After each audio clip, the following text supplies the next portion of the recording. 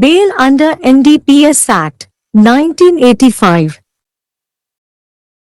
The Apex Court in the case of Union of India versus Ram Samuj and others, 1999, stated that when a person commits murder, one or two persons are affected by it, whereas the individuals who deal in drugs affect several young minds who are vulnerable and have a deadly impact on the society, and if they are given bail, there is a good probability they will start dealing in drugs again.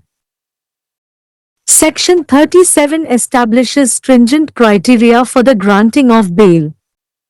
Possession of illegal drugs in illegal quantities is a heinous offense and is cognizable and non-bailable. Under Section 37 of the Act, twin conditions which need to be fulfilled in order to get bail under the Act are: the public prosecutor must be given an opportunity to oppose the application for such release, and where the public prosecutor opposes the application, the court is satisfied that there are reasonable grounds for believing that he is not guilty of such offense and that he is not likely to commit any offense while on bail. Reasonable ground. In the recent case of Ayan Shah Rukh Khan vs. Union of India, 2021, bail was rejected repeatedly under the NDPS Act's requirement of having reasonable grounds for believing that he is not guilty. What the term reasonable ground means has nowhere been defined in the NDPS Act. However, the Apex Court in the case of State of Kerala vs. Rajesh, 2020, stated that reasonable grounds encompasses a strong likelihood that the accused will not be found guilty of any of the Act's listed offences. To eliminate any doubt about the accused committing the crime, the facts and circumstances of the case should be clear. Further, according to the decision of the Supreme Court in the case of Municipal Corporation of Greater Mumbai vs. Kamla Mills Ltd, 2003, reasonable ground means in keeping with reason. The final determination of whether the accused's action was reasonable or not will depend on the facts. After carefully considering the evidence, the courts must wisely render their decision. The Apex Court in the case of Union of India vs. Shiv Shankar Kesri, 2007, explained reasonable grounds as any substantial probable cause for having the belief that the accused is not guilty of the offence charged with criminal antecedents where bail has been granted under NDPS Act. The court in the case of Jagdish Chand vs. State of HP, 2020, stated that the accused was caught with exclusive possession of 837 grams of cannabis, which according to the official gazette is an intermediate quantity which holds punishment for imprisonment up to 10 years and fine up to 1 lakh. The accused applied for bail, and because the investigation was completed and no criminal antecedents were found and there is no history of the accused being involved in the drugs case, therefore the court being satisfied that the accused on bail won't commit any offence granted bail to the accused. NDPS சட்டம் 1985 இன் கீழ் ஜாமீன். இந்திய ஒன்றியம் vs. Ram சமுஜ் மற்றும் பிறர் 1999 வழக்கில் உச்சநீதிமன்றம், ஒருவர் கொலை செய்யும் போது 1 அல்லது 2 பேர் அதனால் பாதிக்கப்படுகிறார்கள் என்றும், போதைப்பொருள் வியாபாரம் செய்பவர்கள் பாதிக்கப்படக்கூடிய மற்றும் சமூகத்தில் ஆபத்தான தாக்கத்தை ஏற்படுத்தும் பல இளம் மனங்களை பாதிக்கிறார்கள் என்றும், அவர்களுக்கு ஜாமீன் வழங்கப்பட்டால் அவர்கள் மீண்டும் போதைப்பொருள் வியாபாரம் செய்ய தொடங்குவதற்கான நல்ல வாய்ப்பு உள்ளது என்றும் கூறியது. பிரிவு 37 ஜாமீன் வழங்குவதற்கான கடுமையான அளவுகோல்களை நிறுவுகிறது. சட்டவிரோத அளவில் சட்டவிரோத போதைப் பொருட்களை வைத்திருப்பது ஒரு கொடூரமான குற்றமாகும், மேலும் அது அறியக்கூடியது மற்றும் ஜாமீனில் வெளிவர முடியாதது.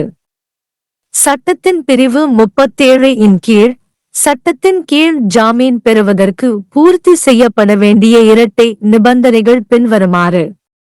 அத்தகைய விடுதலைக்கான விண்ணப்பத்தை எதிர்க்க அரசு வழக்கறிஞருக்கு ஒரு வாய்ப்பு வழங்கப்பட வேண்டும். மேலும் அரசு வழக்கறிஞர் விண்ணப்பத்தை எதிர்க்கும் இடத்தில் அவர் அத்தகைய குற்றத்தில் குற்றவாளி அல்ல என்றும், ஜாமீனில் இருக்கும்போது அவர் எந்த குற்றத்தையும் செய்ய வாய்ப்பில்லை என்றும் நம்புவதற்கு நியாயமான காரணங்கள் இருப்பதாக நீதிமன்றம் திருப்தி அடைகிறது. நியாயமான காரணம்.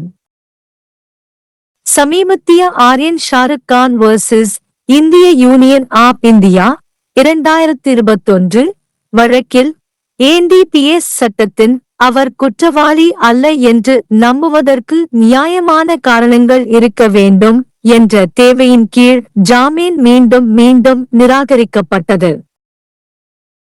நியாயமான காரணம் என்ற சொல் என்டிபிஎஸ் சட்டத்தில் எங்கும் வரையறுக்கப்படவில்லை. இருப்பினும் கேரள மாநிலம் வர்சஸ் ராஜேஷ் 2020 வழக்கில் உச்சநீதிமன்றம் நியாயமான காரணங்கள் என்பது சட்டத்தின் பட்டியலிடப்பட்ட எந்தவொரு குற்றத்திற்கும் குற்றம் சாட்டப்பட்டவர் குற்றவாளியாக காணப்படாமல் இருப்பதற்கான வலுவான வாய்ப்பை உள்ளடக்கியது என்று கூறியது. குற்றம் சாட்டப்பட்டவர் குற்றம் செய்ததில் உள்ள எந்த சந்தேகத்தையும் நீக்க வழக்கின் உண்மைகள் மற்றும் சூழ்நிலைகள் தெளிவாக இருக்க வேண்டும். மேலும் கிரேட்டர் மும்பை மாநகராட்சி வர்சஸ் கமலா மில்ஸ் லிமிடெட் 2003 வழக்கில் உச்சநீதிமன்றத்தின் தீர்ப்பின்படி நியாயமான காரணம் என்பது காரணத்திற்கு ஏற்ப என்று பொருள். குற்றம் சாட்டப்பட்டவரின் நடவடிக்கை நியாயமானதா இல்லையா என்பது பற்றிய இறுதி தீர்மானம் உண்மைகளை பொறுத்தது. ஆதாரங்களை கவனமாக பரிசீலித்த பிறகு நீதிமன்றங்கள் புத்திசாலித்தனமாக தங்கள் முடிவை வழங்க வேண்டும். இந்திய ஒன்றியம் வர்சஸ் சிவசங்கர் கேசரி 2007 வழக்கில் உச்சநீதிமன்றம் குற்றம் சாட்டப்பட்டவர் குற்றவியல் பின்னணி கொண்ட குற்றத்தில் குற்றவாளி அல்ல என்று நம்புவதற்கு நியாயமான காரணங்களை விளக்கியது. இதில் என்டிபிஎஸ் சட்டத்தின் கீழ் ஜாமீன் வழங்கப்பட்டுள்ளது. ஜெகதீஷ் சந்த் வர்சஸ் HP மாநிலம் 2020 வழக்கில் நீதிமன்றம் குற்றம் சாட்டப்பட்டவர் 837 கிராம் கஞ்சாவை பிரத்யேகமாக வைத்திருந்ததாக கைது செய்யப்பட்டதாக கூறியது.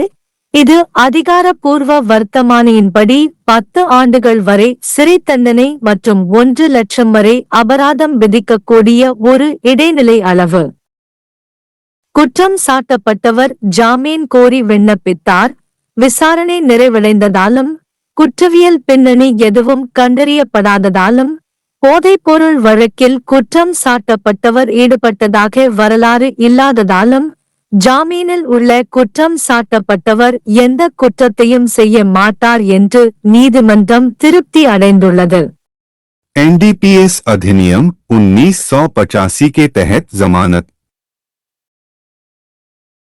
भारत संघ बनाम राम समुझ और अन्य 1999 के मामले में सर्वोच्च न्यायालय ने कहा कि जब कोई व्यक्ति हत्या करता है तो एक या दो व्यक्ति इससे प्रभावित होते हैं, जबकि ड्रग्स का कारोबार करने वाले व्यक्ति कई युवा दिमागों को प्रभावित करते हैं जो कमजोर होते हैं और समाज पर घातक प्रभाव डालते हैं, और अगर उन्हें जमानत दी जाती है तो इस बात की अच्छी संभावना है कि वे फिर से ड्रग्स का कारोबार शुरू कर देंगे। धारा 37 जमानत देने के लिए कड़े मानदंड स्थापित करती है। अवैध मात्रा में अवैध ड्रग्स का कब्जा एक जघन्य अपराध है और यह संज्ञेय और गैर जमानती है।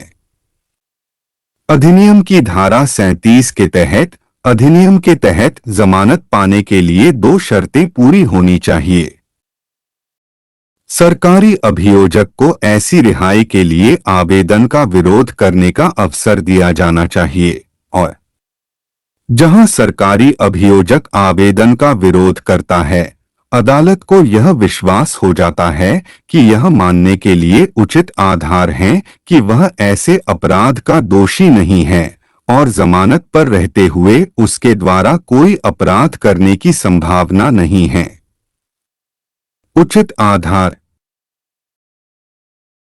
आर्यन शाहरुख खान बनाम भारत संघ 2021 के हालिया मामले में एनडीपीएस अधिनियम की आवश्यकता के तहत यह मानने के लिए उचित आधार होना कि वह दोषी नहीं है के तहत जमानत को बार बार खारिज कर दिया गया था। उचित आधार शब्द का क्या अर्थ है, एनडीपीएस अधिनियम में कहीं भी परिभाषित नहीं किया गया है। हालांकि केरल राज्य बनाम राजेश 2020 के मामले में सर्वोच्च न्यायालय ने कहा कि उचित आधार में इस बात की प्रबल संभावना शामिल है कि आरोपी को अधिनियम के सूचीबद्ध किसी भी अपराध का दोषी नहीं पाया जाएगा। आरोपी द्वारा अपराध किए जाने के बारे में किसी भी संदेह को दूर करने के लिए मामले के तथ्य और परिस्थितियां स्पष्ट होनी चाहिए। इसके अलावा ग्रेटर मुंबई नगर निगम बनाम कमला मिल्स लिमिटेड 2003 के मामले में सुप्रीम कोर्ट के फैसले के अनुसार उचित आधार का अर्थ है तर्क के अनुसार आरोपी की कार्रवाई उचित थी या नहीं। इसका अंतिम निर्धारण तथ्यों पर निर्भर करेगा। साक्ष्यों पर सावधानी पूर्वक विचार करने के बाद अदालतों को बुद्धिमानी से अपना निर्णय देना चाहिए। भारत संघ बनाम शिव शंकर केसरी 2007 के मामले में सर्वोच्च न्यायालय ने उचित आधार को किसी भी संभावित कारण के रूप में समझाया जिसके आधार पर यह विश्वास किया जा सकता है कि आरोपी आपराधिक पृष्ठभूमि के साथ आरोपित अपराध का दोषी नहीं है, जहां एनडीपीएस अधिनियम के तहत जमानत दी गई है। जगदीश चंद बनाम हिमाचल प्रदेश राज्य 2020 के मामले में अदालत ने कहा कि आरोपी को 837 ग्राम भांग के साथ पकड़ा गया था, जो आधिकारिक राजपत्र के अनुसार एक मध्यवर्ती मात्रा है जिसके लिए 10 साल तक की कैद और 1 लाख तक के जुर्माने की सजा है।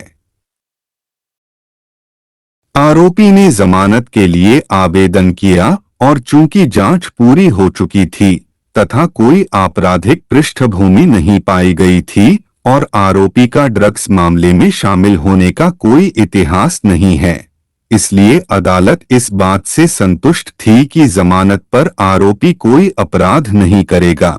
इसलिए अदालत ने आरोपी को जमानत दे दी।